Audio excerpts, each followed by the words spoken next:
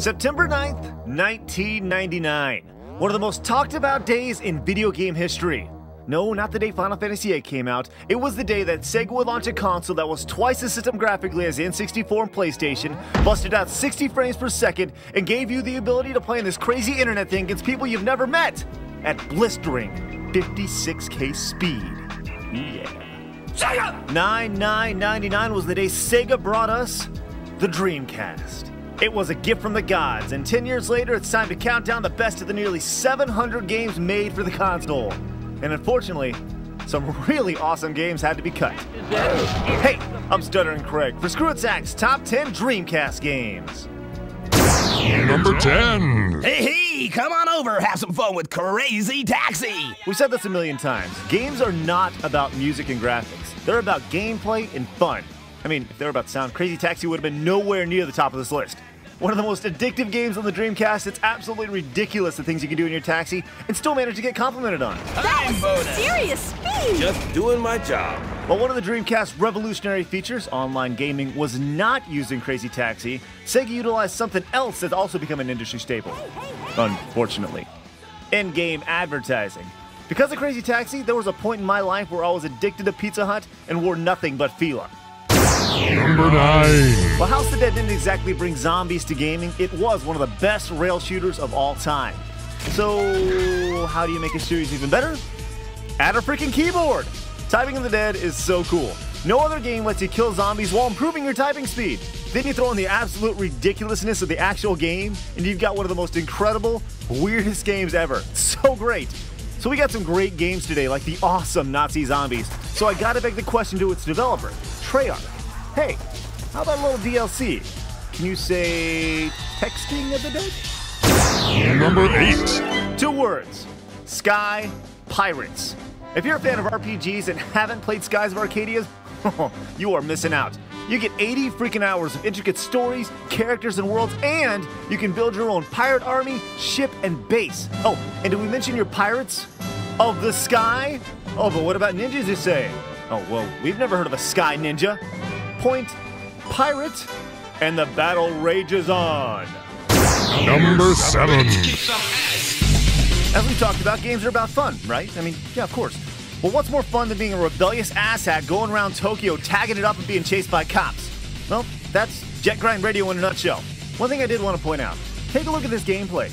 Do you notice anything in this game that's not in games of today? What is it? Oh, that's right, color. If only games of today had this much color, it'd be great. I mean, can you imagine Gears of War with this much color?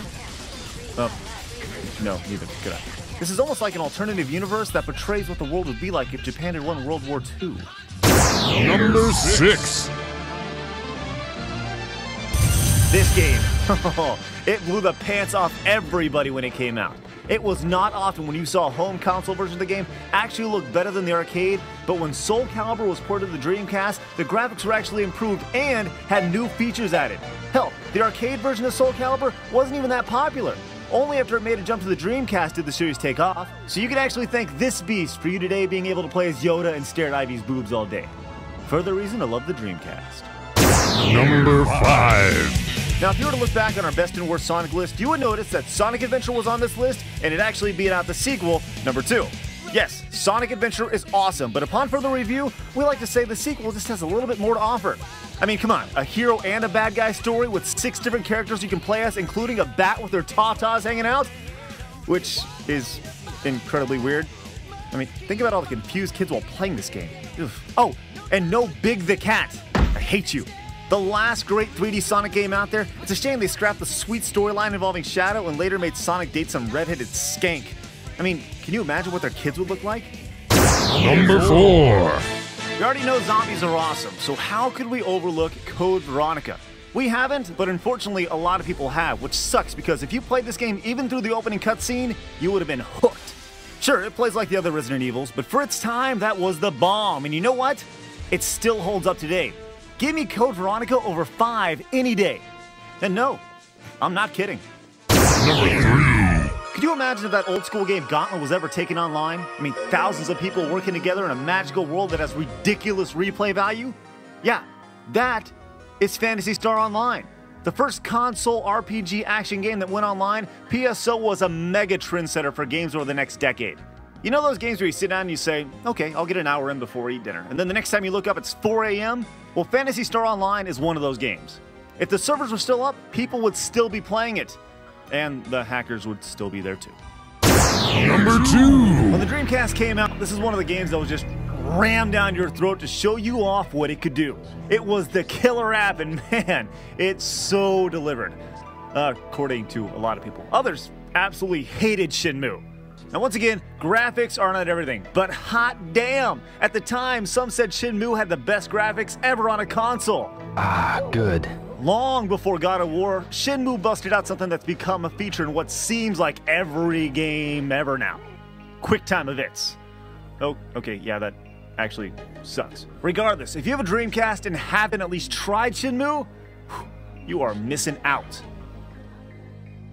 That's it, the old Dreamcast recap before we get to number 1. Number 10, Crazy Taxi. Number 9, Typing of the Dead. Number 8, Skies of Arcadia. Number 7, Jet Grind Radio. Number 6, Soul Calibur. Number 5, Sonic Adventure 2. Number 4, Code Veronica. Number 3, Phantasy Star Online. And number 2, Shenmue. It's number 1. Straight up, without a doubt, the best game on the Dreamcast has to be Marvel vs. Capcom 2. The amount of fighters and all that. What about Third Strike?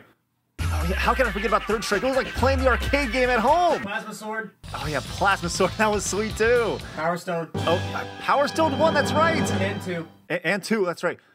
All these great games, what do they have in common? Yeah, they're all fighters, but they're all Capcom fighters. Anyone who knows anything about Screw Attack knows that we love us some fighters, but anyone who knows anything about the Dreamcast will tell you that it had one hell of a lineup of fighters, with a lot of the best ones made by Capcom. There's a reason they're still playing these games at huge tournaments like EVO on the Dreamcast, because they're as close to perfect as possible. But Craig, how can you put a bunch of games at the top of your list? Hell, it's our freaking list, we can do what we want. Dreamcast, you were the best console ever made, until the PS2 came and just crushed you unmercilessly. You may be gone, but you'll always be remembered as the legend you are.